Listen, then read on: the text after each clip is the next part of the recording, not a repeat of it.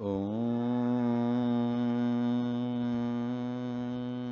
नमः सिद्धेभ्यः।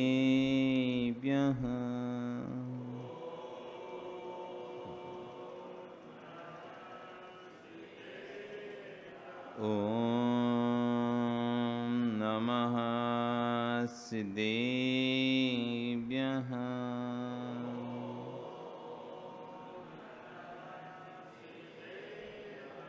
ॐ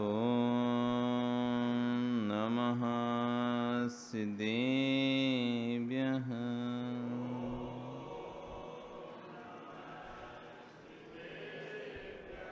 तिर्यणि खग्गिणाय रुतारी मोय सर सिर निवेहो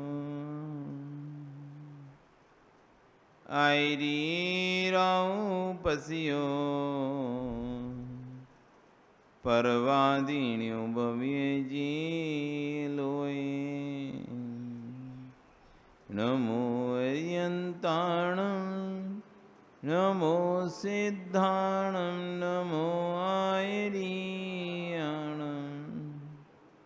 नमो वज्रायाणं नमो लोय सव्यसाणं। बोले अनंत से परमेष्टि भगवान की, आदिरम आदिनाथ भगवान की, वर्तमान शासन महावीर भगवान की, आचार्य कुंद कुंदेव स्वामी महाराज की, आचार्य विश्व सागर जी महाराज की, अहिंसा में विश्व धर्म की।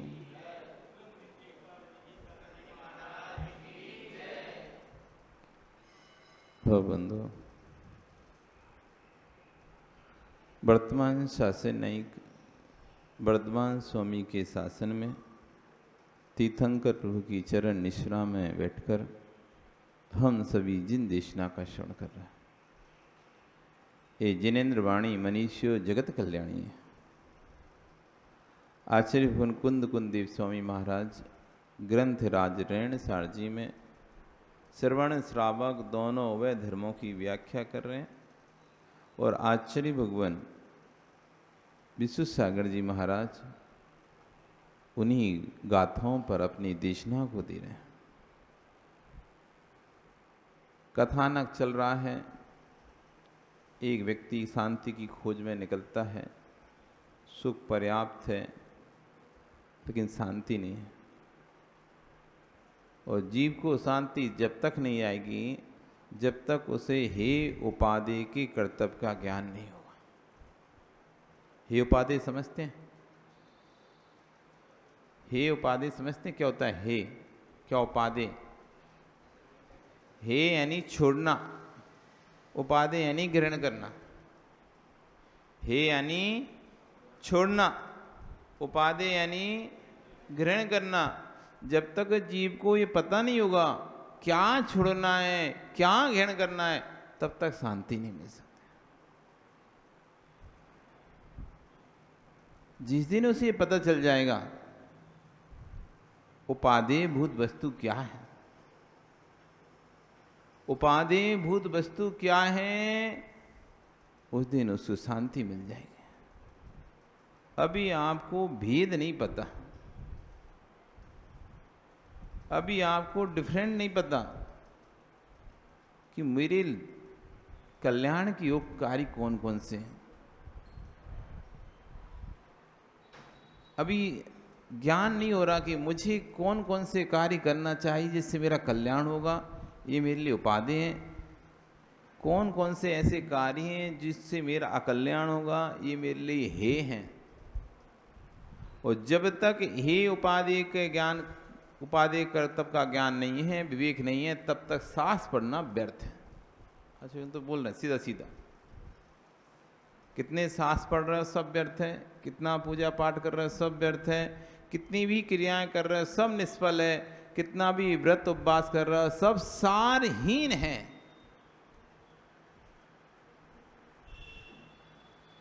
स्थिति वैसी है, सफर तो गाड़ियों में कर रहे हैं लेकिन जाना कहाँ है ये नहीं पता।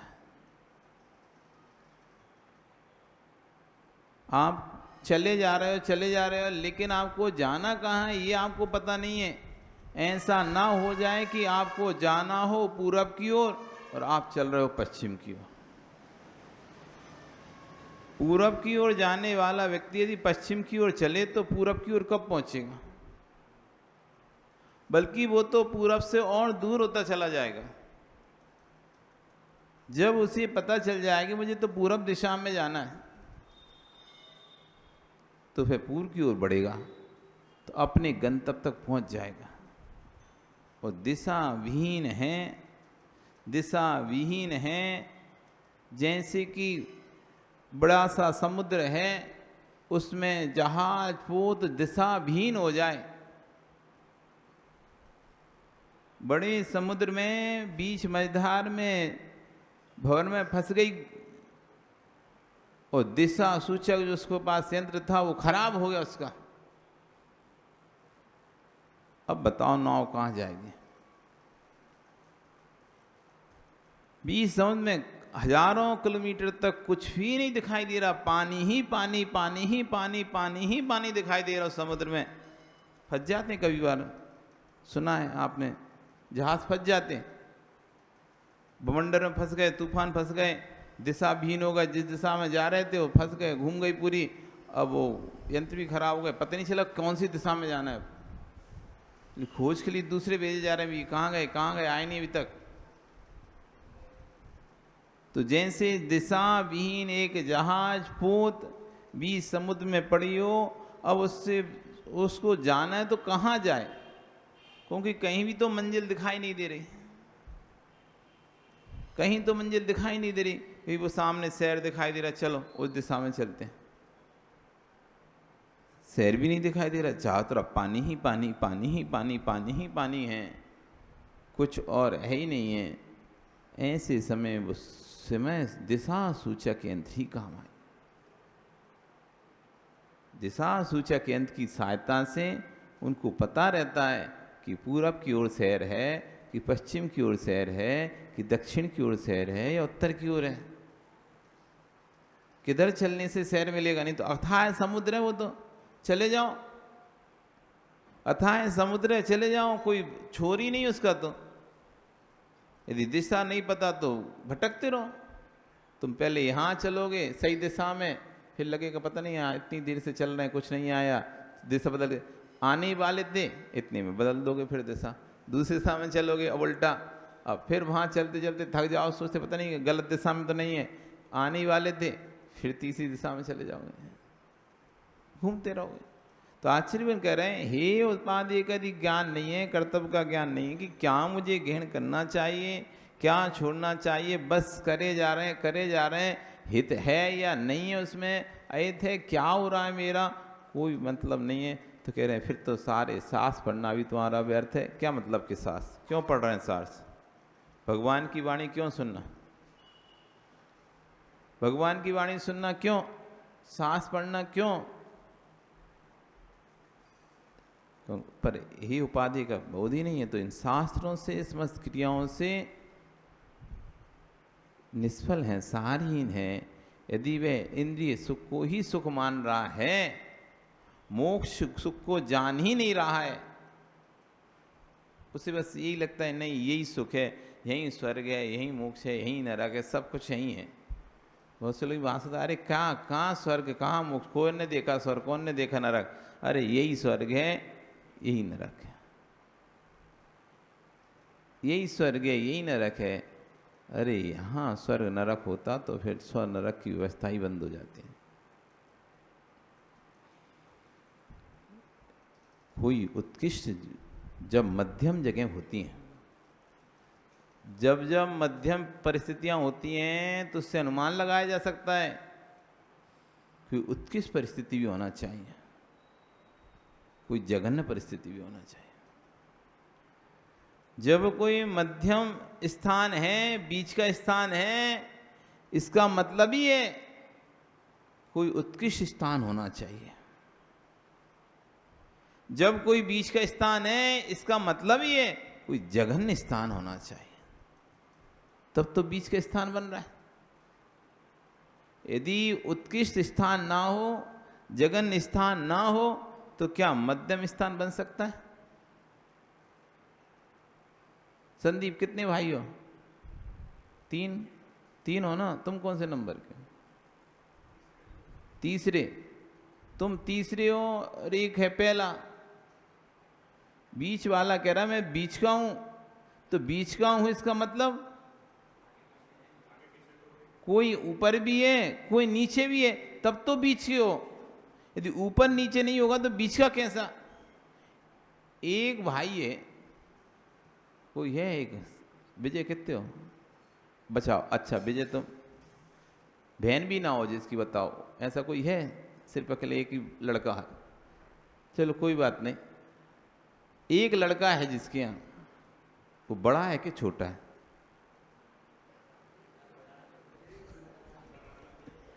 हैं? एक लड़का है जिसके यहाँ, वो बड़ा कहलाएगा कि छोटा कहलाएगा? कि बीच का कहलाएगा? बड़ा, छोटा या बीच का? अच्छा, 2 लड़के हैं, ठीक है ना, तो उनमें बीच का लड़का कौन सा है? 2 ही संतान है, तो बीच की संतान कौन सी है? नहीं होगी ना। बीच का तभी होगा जब कोई ऊपर होना चाहिए तो कोई नीचे होना चाहिए। ये इंद्रिय मध्यम सुख आपको मिल रहे हैं मनुष्य पर्याय के, इसका मतलब है एक कोई इसके ऊपर होगा और एक कोई इसके नीचे होगा। बीच में मध्यम आते हैं। 2 से लेकर 100 तक 2 से संख्या गिनी जाती है, एक को संख्या में नहीं गिना जाता है। क्यों? क्योंकि एक का किसी में मल्टीप्लाई करें तो कोई रिप्लाई नहीं मिलेगा। एक का किसी से भी इंटू करो, मल्टीप्लाई करो, तो जो है सो है, इसलिए एक को संख्या में नहीं लेते। 2 से संख्या लेते हैं कि 2 का करेंगे तो फिर दुगना हो जाएगा, भाग भी देंगे तो आधा हो जाएगा। 1 से चाहे गुणा करो चाहे 1 से भाग करो, क्या मिलेगा? एक ही मिलेगा कि जो है वही मिलेगा। 1 से चाहे भाग दो चाहे 1 से गुणा करो, जो सेम संख्या है वही संख्या रहती है। इसलिए 1 से गुणा करने भाग करने से कोई भी बदलाव नहीं आता है, इसलिए 2 से संख्या को माना जाता है। 2 से भाग देंगे तो आधी हो जाएगी और 2 से गुणा करेंगे तो दूनी हो जाएगी। तो 2 से लेके 100 तक जघन्य कौन, उत्तम कौन और मध्यम कौन? 2 से लेके 100 तक के अंक में जघन्य कौन सी संख्या है और उत्कृष्ट कौन सी है? और मध्यम कौन सी है? उत्तम कौन सी? अब देखो यहां बुद्धि की परीक्षा हो रही तुम्हारी। एक बार एक आज चल रहा था कि कैसे पता करें कि बुद्धि तीक्ष्ण है कि कमजोर है अपनी। तो एक व्यक्ति पागल का डॉक्टर था, उसके पास गया। तो इंटरव्यू लेते लेते वो पूछता है, आप पता कैसे करते हैं सामने वाला व्यक्ति पागल है या नहीं है? पता कैसे करते हैं सामने वाला व्यक्ति पागल है कि नहीं है? तो उसने कहा बहुत आसान तरीका है। कि क्या? उसने एक चम्मच दी, एक मग्गा दिया और वॉशिंग मशीन बुलवाई, उसमें पानी भरवा दिया। वॉशिंग मशीन ने पानी भरा, चम्मच है, मग्गा है, कि हम जो भी आता है चेकअप कराने, हम उससे बोलते हैं इस वॉशिंग मशीन का पानी खाली करना है।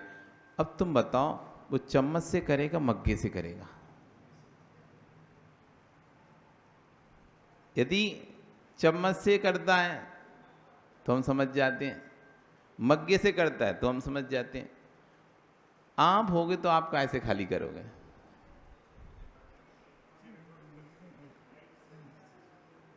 क्यों मग्गे से नहीं करोगे? तो उसने जो इंटरव्यू लेने वाला था उसने कहा स्वाभाविक है भैया, चम्मच और मग्गा दो दिए तो मग्गे से ही करेंगे खाली। बस कही हो गई पहचान। क्या ले जाओ इसे, लगाओ शॉर्ट इसमें, ये पागल। या अरे जब सुविधा है उसको खोलकर पानी निकालने की नौब, तो क्यों मग्गा और क्यों चम्मच? जब उसमें नॉब की सुविधा है, वॉशिंग मशीन है, नॉब है और खोल के पानी निकल जाता है, तो ना तो मग्गे की जरूरत पड़नी है ना चम्मच की जरूरत पड़नी है। तो पता चल जाता है आपकी बुद्धि कैसी है, कैसी चल रही है। ऐसे पूछ रहे हैं 2 से लेके 100 तक की संख्या में बड़ी संख्या कौन सी है, छोटी संख्या कौन सी है और मध्यम संख्या कौन सी है, बताओ तो। अब तुम्हारी परीक्षा है। मध्यम कौन सी है? 50। बड़ी कौन सी है? बड़ी कौन सी है? 2 से 100 में 99 बड़ी है।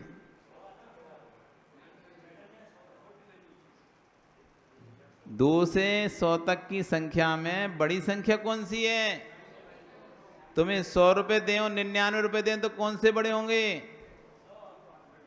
अरे कौन सी बादल है, सीधा सीधा तो पूछ रहे हैं।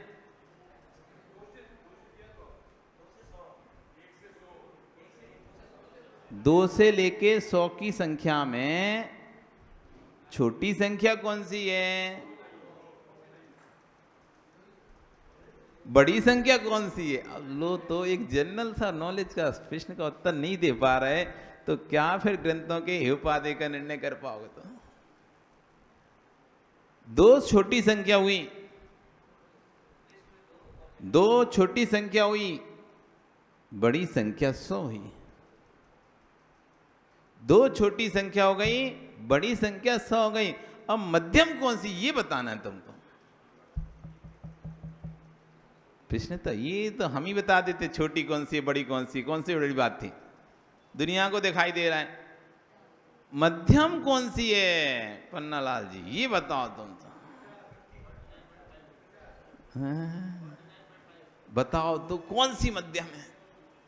ये दोनों बता दिया तो तुम सबसे बड़े ज्ञानी, पाल खाने नहीं जाना पड़ेगा।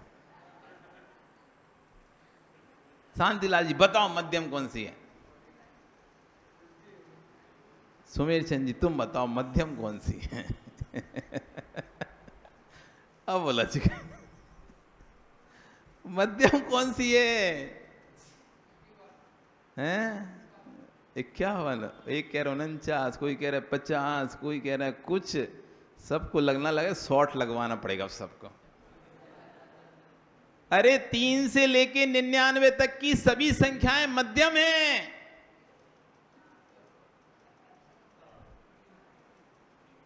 अरे उत्कृष्ट एक है, जगन एक है, बीच की जितनी संख्याएं हुई 8 भाइयों। कितने भाई हो मनोज? 8 भाई हो। तुम छोटे हो बड़े हो? हैं? तो 6 नंबर छोटे में आता है कि बड़े में आता है? बीच में आ गया, जबकि 8 में तो 4 बीच में आता है। पर तुम भी बीच में ही आ गए। 5 नंबर भी बीच में ही आ गया, 3 नंबर का ही बीच में ही आ गया, 2 नंबर का ही बीच में आ गया, 7 नंबर का ही बीच में आया। बड़ा ये है, छोटा ये है। 1 नंबर का बड़ा है, 8 नंबर वाला ये सबसे छोटा है, बाकी सब बीच के। कहाँ के? बाकी सब किसके? लो साहब, अब बताओ कहाँ भेजना चाहिए तुम्हें? चम्मच से पानी निकाल रहा है, कोई मग्गा से पानी निकाल रहा है। अरे 9 भी नहीं खोल पा रहे हैं। समझ में नहीं आ रहा कि एक संख्या बड़ी है, एक संख्या छोटी है, तो बीच की सारी संख्या कौन सी होंगी सुकेश? कौन सी होंगी? मध्यम होंगी कि नहीं होंगी? हैं? अब आ गया समझ में? तो ठीक है, अब चलो। तब समझ में नहीं आया था, कोई बात नहीं राकेश, तब नहीं समझ में आया, मान लिया नहीं। बहुत से लोग कहते हैं महाराज जी पहले क्या नहीं मिले, विजय जैसे लोग तो यही बोलते हैं, पहले मिल जाते तो हम ब्याह ही नहीं कराते, तो चले चलते कोई बात नहीं, अब मिल गए, अब चलो सुमेर जी, अब क्या दिक्कत तब नहीं तो अब सही, अब तो समझ में आ गया ना, आ गया ना समझ में, क्या यही समझ में आया तो बस अरे ये क्या है, उपाधि क्या है, ये समझ में आया कि नहीं आया? ये क्या है मेरे लिए, उपाधि क्या है, कल्याण का मार्ग क्या है मेरा, अकल्याण का मार्ग क्या है मेरा, मैं जिस रास्ते पे जा रहा हूं वो तो उल्टा मुझे कूप अंधकूप में ही लेके जा रहा है और दुर्गति में ही लेके जा रहा है। उस रास्ते पर कल्याण का कोई साधन है ही नहीं है, क्योंकि रास्ता तो जस्ट विपरीत है। यद ध्येय सुपकाराय तज्जीव सपकारकम, यद ध्येय सपकाराय तज्जीव सुपकारकम। आचार्य पूछपात स्वामी महाराज इष्टोपदेश ग्रंथ में कह रहे हैं, यद जीव सुपकाराय, यदि जीव का उपकार करोगे तो देह का उपकार होगा, और देह का उपकार करोगे तो जीव का उपकार होगा। इतः चिंतामणि द्रव्य इता पिंडाखंडकम, एक तरफ चिंतामणि रतन है, एक तरफ खली का टुकड़ा है। ये शरीर खली का टुकड़ा है, निस्सार है, कोई सार नहीं शरीर में। तब तक चमड़ी सुंदर सी दिख रही तो सुंदर दिखोगे, जिस दिन चमड़ी खराब हो जाएगी ना तो आदमी देखना ही पसंद नहीं करेगा। सुंदर लोगों को जल जाए या खाल उधड़ जाए, उनकी कुछ भी हो जाए, देखना पसंद नहीं करता। इस भी गाल भी हाथ हैं, जब ये सफ़ेद दाग हो जाते हैं ना, पूरे ऐसे ऐसे फट जाते हैं, ऐसे आदमी घिन आती है उस व्यक्ति को देख के।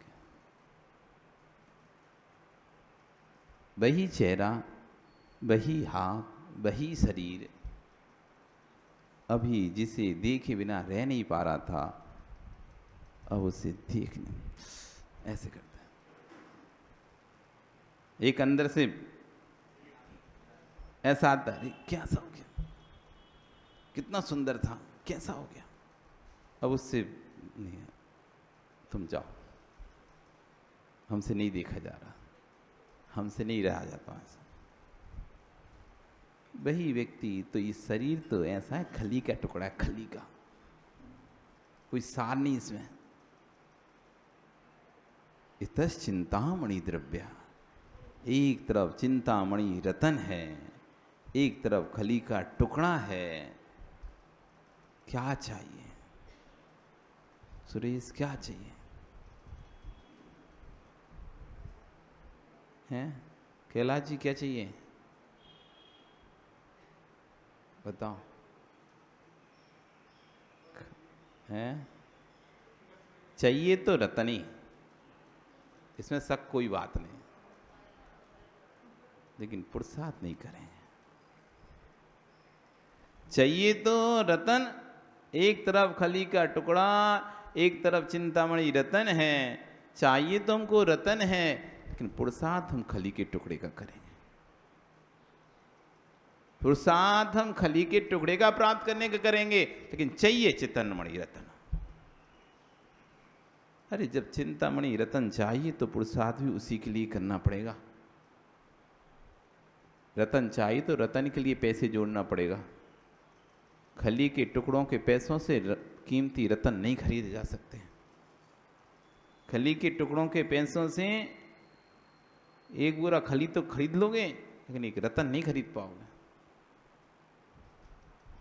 एक बोरी खरीद सकते हो तुम, रतन का एक छोटा सा कराच भी नहीं खरीद पा रहा तुमसे। एक रत्ती भी लोगे तो भी हजारों रुपए का है, और वो एक बोरा 200-500 रुपए का। अब 200-500 रुपए में तुम्हें रतन चाहिए, तो खली के टुकड़ों में रतन नहीं आता है। एक तरफ खली का टुकड़ा, एक तरफ रतन का पिंड है, ढेर है। अब चाहिए क्या है, निर्णय तुम्हारे हाथों में है। हे उपाधि पर विचार करना पड़ेगा तुम्हें। जब तक ही उपाधि विचार नहीं है, तब तक आप देखते तो रतन को रहोगे, देखते तो रतन को रहोगे, लेकिन पुरुषार्थ खली के टुकड़े का करते रहो, पुरुषार्थ खली के टुकड़े। इसलिए सोचना पड़ेगा जा कहाँ रहे हैं, जाना कहाँ है, जा कहाँ रहे हैं, जाना कहाँ है। वो व्यक्ति चला गया वो देव के पास और पूछता है शांति चाहिए, तो देव कहता है ठीक, एक काम करो, नगर के बाहर एक तालाब है, वहाँ तुम जाओ, वहाँ एक मगर मिलेगा, मगर, और उसके पास जाओ और जाकर उससे बोलो, वो आपको शांति देगा। तो मगर शांति देगा? हाँ, उसके पास है शांति, अभी अभी मिली है उसे कुछ दिन पहले, तो तुम्हें दे सकता है। वो ठीक है, निकलता है और देव अपना बिक्रिया से जाकर वही तालाब के में मगर बन जाता है। वो व्यक्ति आवाज लगाता है, हे मगर देव, हे मगर देव, आप कहाँ हैं, सामने आइए, मुझे शांति चाहिए, शांति दीजिए। वो मगर जो कि देव मगर बनकर वहां बैठा हुआ था, वो निकल कर आता है,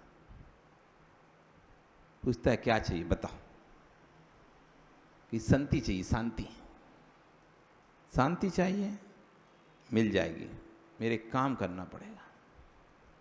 करोगे? कि बिल्कुल करूंगा, बिल्कुल करूंगा। एक काम करो, तुम मुझे एक गिलास पानी पिला दो, मेरा कंठ सूखा जा रहा है, मेरा कंठ सूखा जा रहा है, तुम मेरे ऊपर एक उपकार करो, बस मैं तुम्हें शांति दे दूंगा, तुम एक गिलास पानी मुझे पिला दो लाके। तो जैसे ही उसने कहा एक गिलास पानी, तो वो व्यक्ति तो जोर जोर से हंसने लगा, लगता है पागल हो गया ये तो पूछता है हंस क्यों रहे हो? अरे पागल हो गए क्या? मैं तो सोचा कोई अच्छे हो तुम, दिमाग समझदार हो, देव भेजा है शांति, तुम तो खुद पागल हो, तुम क्या शांति मुझे दोगे? क्यों, क्या हुआ?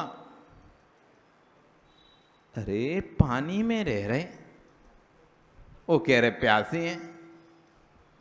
अरे तुम्हारे पास पानी है, जितना पानी चाहिए उतना पी लो, एक गिलास पानी क्यों मांग रहे मुझसे? जितना पानी उतना पियो, पानी में तो रहते हो। तो मगर फिर बोलता है भाई तो तुमसे कह रहे हैं हम, शांति तो तुम्हारे अंदर है, तुम बाहर किस में शांति खोज रहे हो? तुम मुझ पर हंस रहे हो, अपने आप पर हंसो ना, मुझ पर हंस रहे हो वैसे अपने आप पर हंसो, कि जो वस्तु तुम्हारे पास स्वयं है तुम तो उनसे अज्ञान हो और दूसरी जगह वो खोज रहे हो। गांव में छोरा, कांक में छोरा और गांव में ढिंडोरा। हाँ, ये तब होता है जब धर्म जी अपने सिर पे लगा लें चश्मा और पूरे में चश्मा ढूंढते फिरे। आप सिर पे लगा लें चश्मा और पूरे घर में ये उठाया वो उठाया, ये देखा यहीं तो रखा था, यहीं तो रखा था, यहीं तो रखा था, हम कहीं और देखे नहीं, और पूरे में ढूंढा है, पूरा कवर्ड खाली कर लिया, ये अलमारी गोदरेज सब देख लिए, थक गए, बाद में चश्मा कहाँ गया कहाँ गया। तब उसकी बेटी की माँ आई, क्या ढूंढ रहे हो? चश्मा ढूंढ रहे हैं, पता नहीं यहीं तो रखा था। वो देख के हंस रहे, अरे सिर पे तो लगाए चश्मा और ढूंढ रहे हैं पूरे। एक बार क्या हुआ, नई नई दीक्षा थी तो पता कुछ, अब नई नई दीक्षा रहती है तो अपनी पीछे दवाई इधर कांक में ऐसी, और दवा ली अपनी पीछे, तो अब हम अपनी पीछे ढूंढ रहे हैं, पीछे पीछे गई। एक महाराज अपना ऐसी पीछे रख के ऐसा सामान जमा रहे थे ऊपर, हम सोचे ये अपनी पीछे उनकी लेके चल दी। अब वो बोल रहे हमारी पीछे पीछे पीछे, हम तो मंदिर पहुंचे सीधे। अलवर की बात है, तो हम तो धर्मशाला से मंदिर, तो दौड़ के नहीं एक लड़का आया, महाराज जी पीछी तो दे दो। हम कहाँ से लेके आए पीछी? एक ही तो पीछी है। नहीं नहीं, दो पीछी, दो कहाँ है? एक ही देखो, ये दबी है। हम समझ रहे हैं कि एक ही पीछी लिए घूम रहे हैं हम तो, और दो हो गई, हम दूसरी को उठा के लेकर लिए, बाद में उनको वापस भेजिए। तो कभी कभी ऐसा तो अपने पास वस्तु होती है और अपन उसका बोध ही नहीं होता कि हमारे पास है, और अपन घूमते रहते हैं, दूसरे ढूंढते रहते हैं। ऐसी जो चीज मेरे पास है, सुख भी हमारे पास है तो शांति भी हमारे पास है। सुख भी हमारे पास है तो शांति भी हमारे पास है।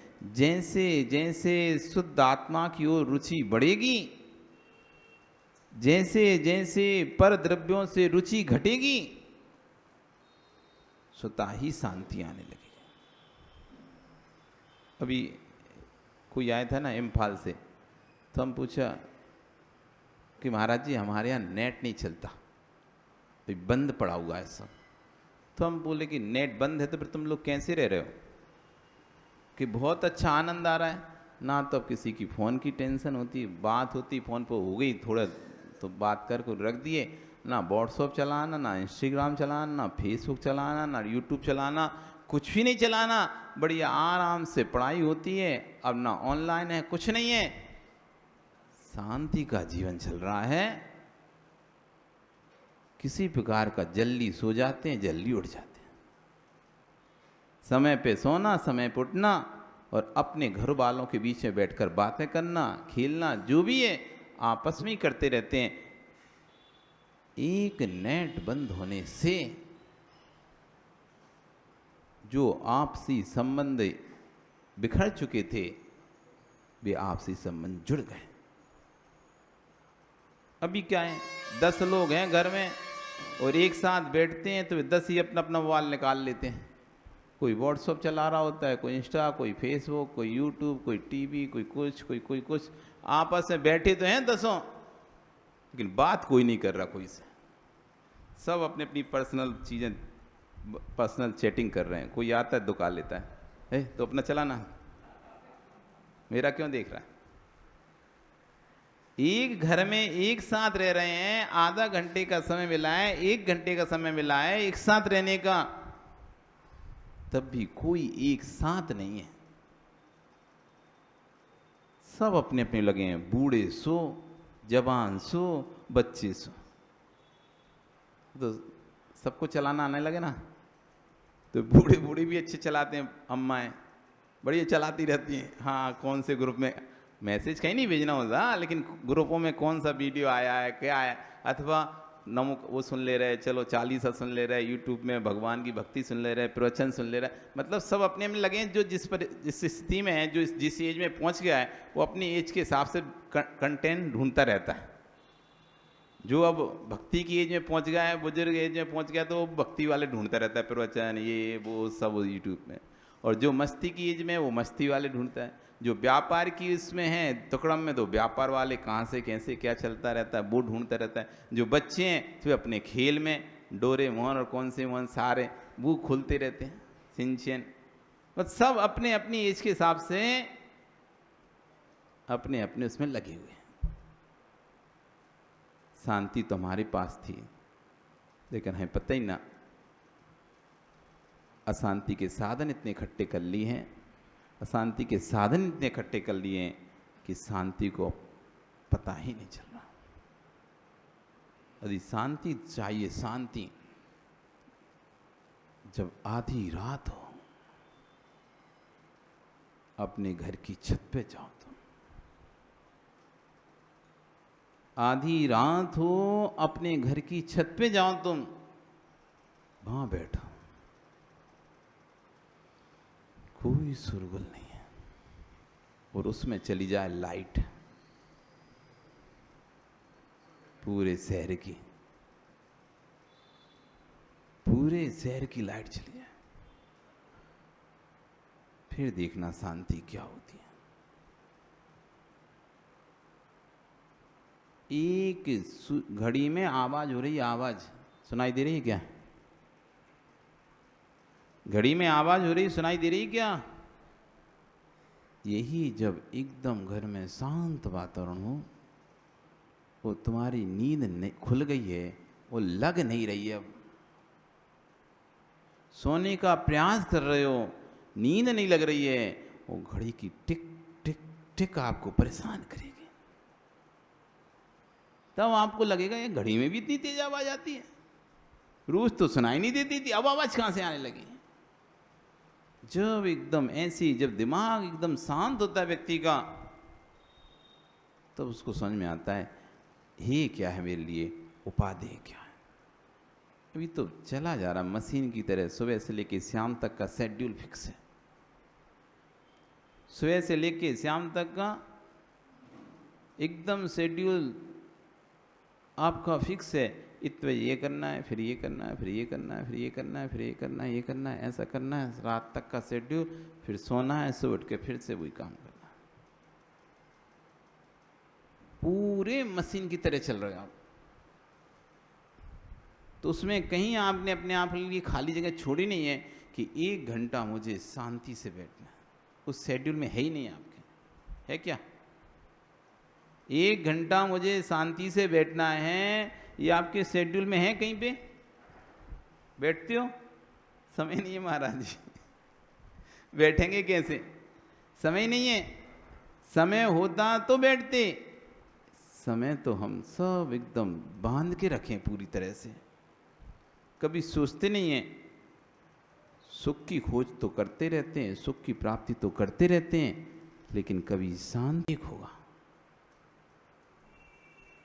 जब तक ही उपाधि का विवेक नहीं है, विचार नहीं है, तो काय कलेश आदि करते हुए, तपस्या आदि करते हुए भी आप कर्म का चयन नहीं कर पाओगे, उल्टा संसार वृद्धि का ही कारण बन जाओगे। कभी कभी व्यक्ति जैसे दवाई आप खाते हैं, दवाई का बोध नहीं हो कैसी क्या खानी है, उल्टा ठीक होने जगह उल्टा बीमार हो जाओगे। कितनी मात्रा में खानी, दवाई तो सही थी लेकिन मात्रा का बोध नहीं था। मात्रा का बोध तो था लेकिन दवाई के नाम का बोध नहीं था सही तरीके से, थोड़े सुनने में गड़बड़ हो गया आपके। तो फिर क्या हुआ, उससे बीमारी ठीक हो जाएगी? उल्टा और आपको रिएक्शन कर जाएगा, अब उसके लिए फिर से दवाई लेनी पड़ेगी। ऐसी जो भी तपस्या हमारी चल रही है, चाहे आपकी उपवास की तपस्या साधना हो, चाहे आपकी एकासन की साधना हो, चाहे कोई और साधना हो, कोई भी साधना आप कर रहे हो, उसमें आपको सोचना पड़ेगा इस साधना के पीछे मेरा लक्ष्य क्या है। जिस दिन मुझे साधना करनी है उस दिन मुझे क्या क्या नहीं करना है,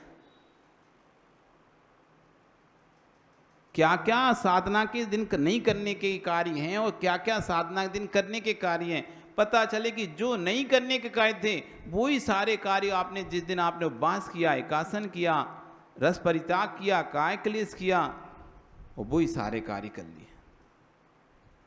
अब तुम भी जो उपवास कर लिए और दुकान पर जाके बैठ गए, अब वहां जाके कोई कस्टमर आ गया ऐसा उल्टे दिमाग का, पूरी साड़ियाँ गिरवा ली, लाइन से पटकवा ली, और फिर बाद में ले दे के सस्ती सी चुनी और उसमें भी भाव ताव कर रहा है, मूल भाव कर रहा है। तुम्हारा हो गया दिमाग खराब, जाओ यहाँ से भग जा, नहीं।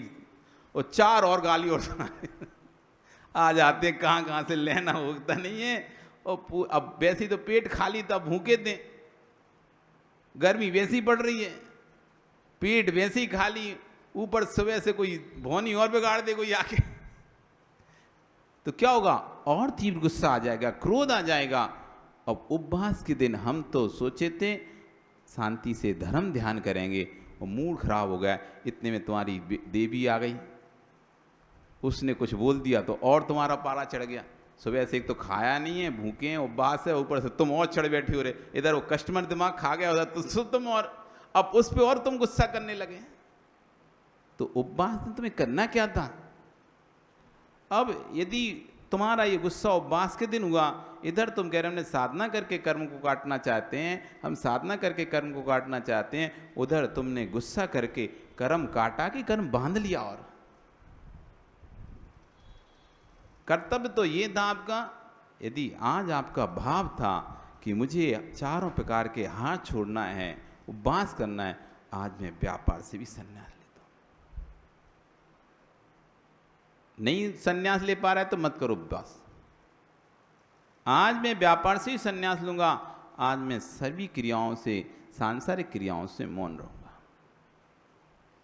क्योंकि इन क्रियाओं में तो गुस्सा आता है, कसाएं भड़कती हैं, मोक्ष मार्ग क्रिया में थोड़ी ना भड़केंगी, सांसारिक क्रियाओं में तो कसाएं भड़केंगी। आज भैया सब तरफ से उपवास है। सिर्फ भोजन को मत छोड़ना उपवास में, सिर्फ भोजन को छोड़कर बैठ गए तो यही सिर्फ उपवास हो गया, नहीं। आज सब चीज़ों को उपवास है। किसी का निंदा सुनने का उपवास है, किसी की निंदा करने का उपवास है, किसी से झगड़ा करने का भी उपवास है। आज क्रोध, मान, माया, लोभ चारों कसाएं करने का उपवास है। हिंसा, झूठ, चोरी, कुशील, परिग्रह पांचों पाप करने का उपवास है। आज मेरा सभी प्रकार का उपवास है। हम सिर्फ भोजन के छोड़ने को उपवास स्वीकार कर लेते हैं, बाकी सारी क्रियाएं करते रहते हैं जैसे प्रतिदिन करते हैं वैसे ही।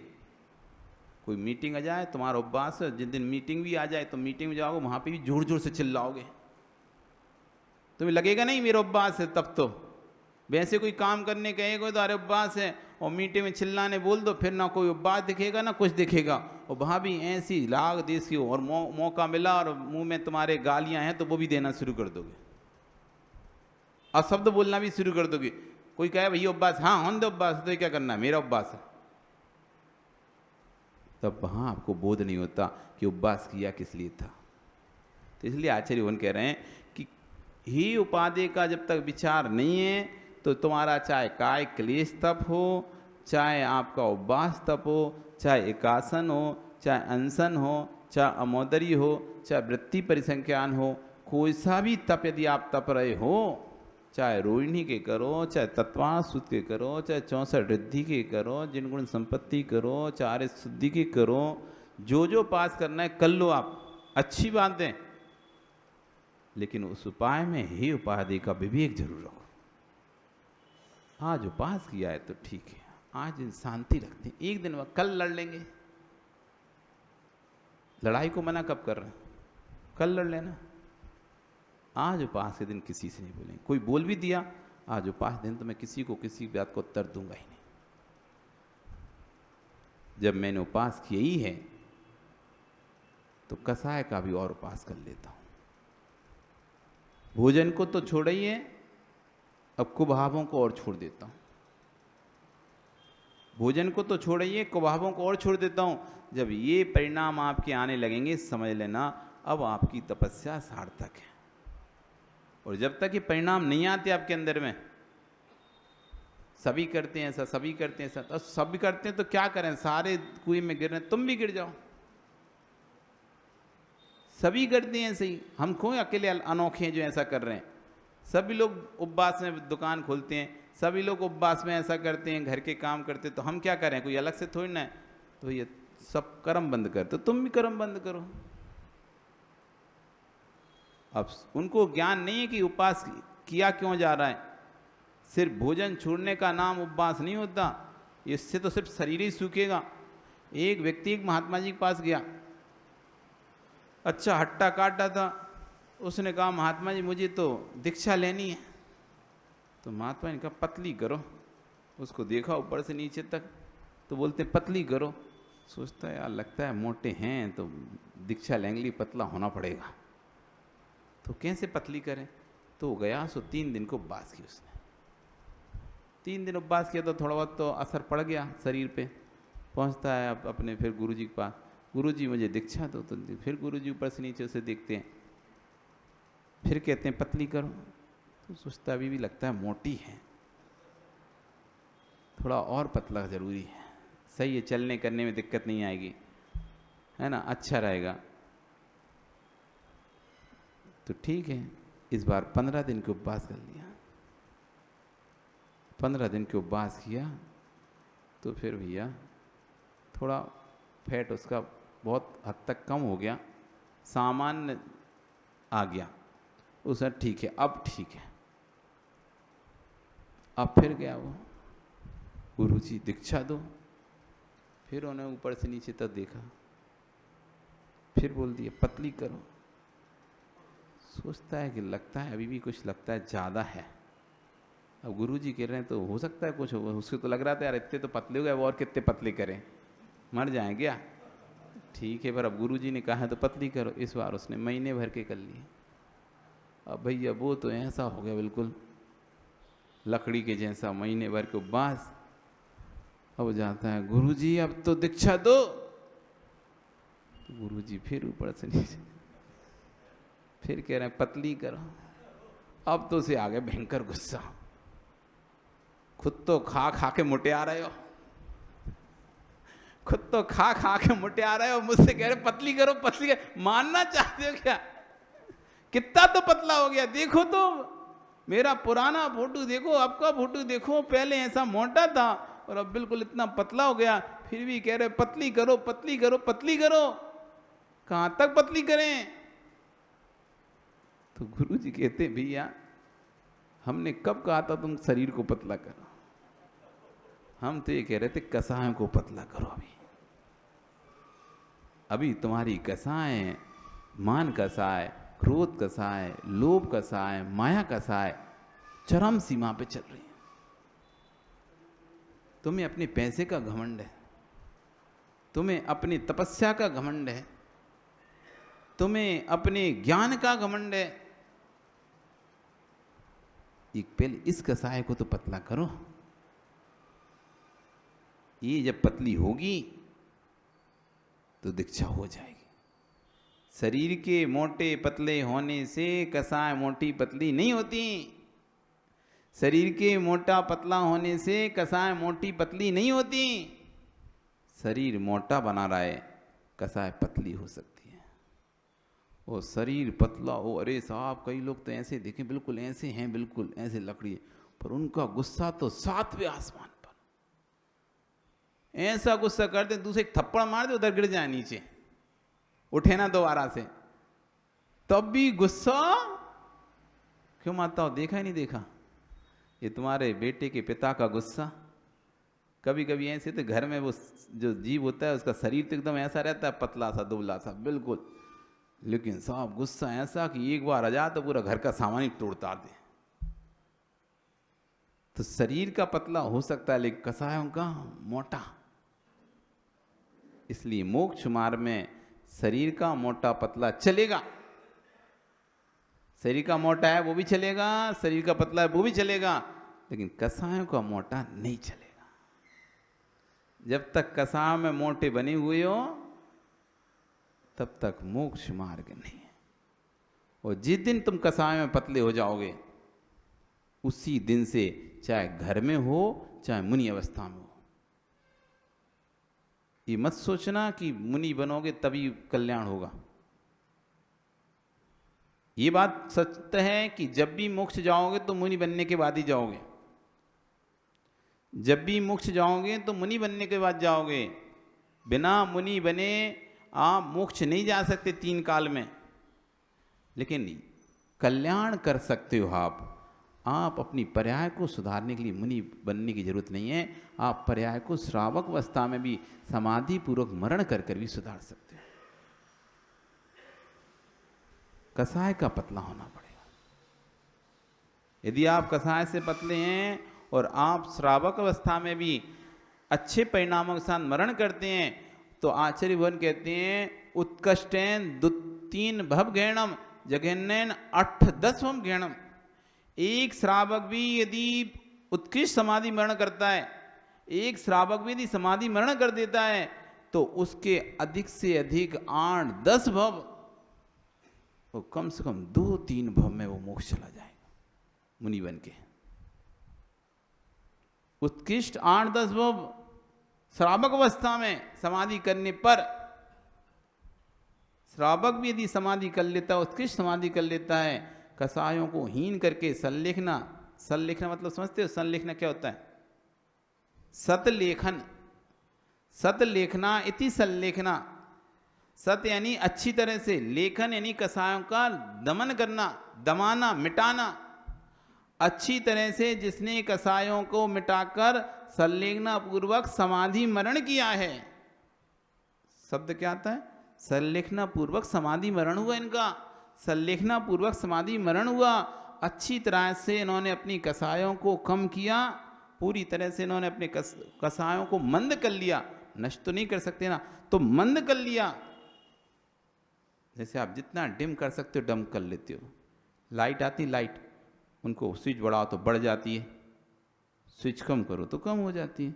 तो जितनी डिम करना हो तो अपन हाईजेस्ट डिम कर लेते हैं, और जितनी बढ़ाना उसको हाईजेस्ट बढ़ा लेते हैं। तो हाईजेस्ट जो बढ़ी हुई कसाई थी हमारी, उसको आपने जितना सीमा तक डिम कर सकते थे, पूरी सीमा तक गृहस्थ अवस्था में रहकर भी आपने दबा लिया है, उसे कहलाता है संलेखना। संलेखना मरण नहीं है, संलेखना तो सिर्फ कसायों का दमन है, कसायों को कम करना है। अब है समाधि मरण। समाधि यानी सम है बुद्धि जिसकी, समान बुद्धि हो गई जिसकी, शत्रु पर भी मित्र पर भी जिसकी समान बुद्धि है। अब जिसे शत्रु भी सामान्य दिखाई दे रहा है, मित्र भी सामान्य दिखाई दे रहा है, अब जिसे शत्रु पर कोई द्वेष नहीं आ रहा, मित्र पर कोई राग नहीं आ रहा, ऐसा जिसकी समान बुद्धि हो गई है, उसे कहते हैं समधि। उस समधि यानी धी यानी बुद्धि, समान बुद्धि के साथ जो मरण हो रहा है, उसका नाम है समाधि।